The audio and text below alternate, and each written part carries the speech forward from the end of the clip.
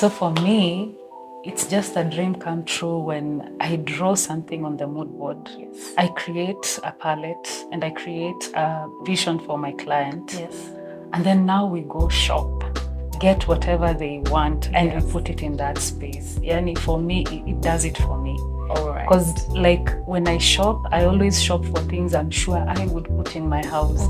So when it all comes together, I cannot sleep. I cannot sleep until I hand over the project to the client. It just gives me joy. Yes. Yeah. So I love that bit. And I love that technology is taking us to a place where we can show our clients what they expect in the end before even doing it. Yes. So that if they don't feel it, we can always change. So, like the way we do it through the mood boards, through the renders, and AI has made it quite easy for us. So you can change the color, you can change the seats, like anything a client wants, you can actually show it to them so that you know if the space works. To me, that's pure magic.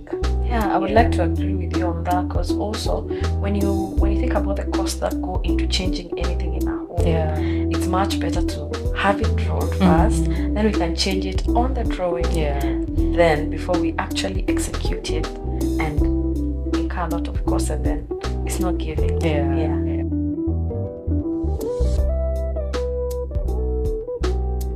I think in this career you come through, you come across a lot of challenges that we never show.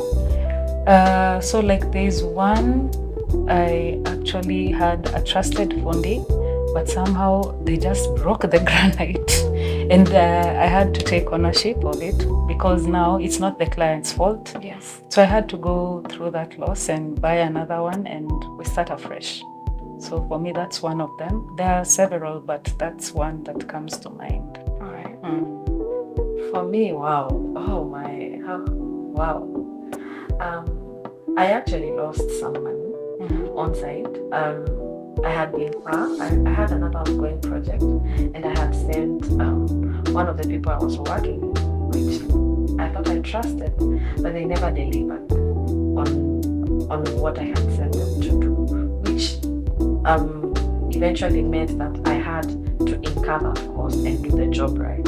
So it happens that as you're working and as you're moving, it's important to just have a hands-on feel in what you're doing. Yes, that's what I've learned. And that just reminds me of another incident where I didn't want to work with a lot of fundis. So the one nearest to me said he can also do the job. So I took in that fundi. We were doing mosquito nets, and he did something totally off. Totally different from what we had agreed. So like that was actually a very big loss, and I had to take it on behalf of my fundis and just pay the client and use the fundis I was initially supposed to use in the first place. So I learned from that project, like you can't be a jack of all trades when it comes to this business. Like you cannot be good in everything. So if your fundi is woodwork fundi, let him stick to woodwork.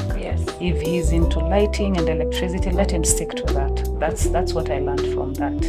You've actually reminded me about a project we actually did, and what happened is we bought paint and the clients didn't like it. Oh my after choosing it on the color chart. So now that later on taught me when we choose colors with a client, we first do samples. So you buy we buy like a liter, we apply it, like we choose 3 tones. Okay. We buy those paints and we actually apply it in your space with your lighting, so that you're able to actually experience the color and how it looks like, so that there isn't that feel of this is not the color I wanted. So what did you do in that case? The best part was it's the color. The client had chosen the color, so they just incurred the cost because they didn't like it, which happens. You can actually choose something and you don't like it. They just bought us paint and we applied it.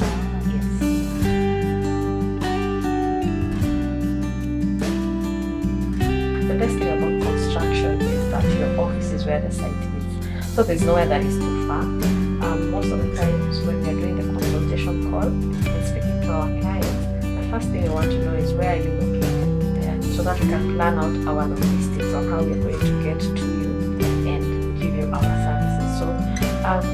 go everywhere.